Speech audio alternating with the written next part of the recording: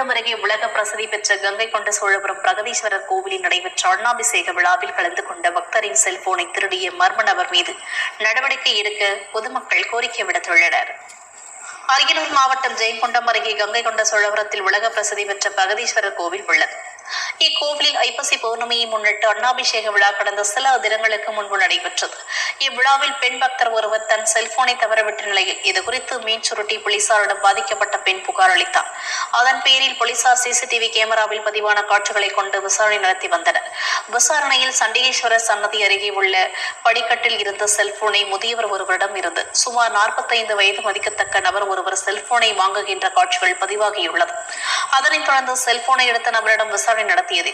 அந்த மர்ம நபர் போனை போலீசாரிடம் ஒப்படைத்துவிட்டு சென்றுள்ளார் என தெரிய வருகிறது. இந்நிலையில் கோவிலுக்கு வந்த பக்தரின் செல்போனை திருட முயன்ற நபர் மீது போலீசார் நடவடிக்கை எடுக்காதது ஏன் என்றும் பொதுமக்கள் கேள்வி எழுப்புகின்றனர்.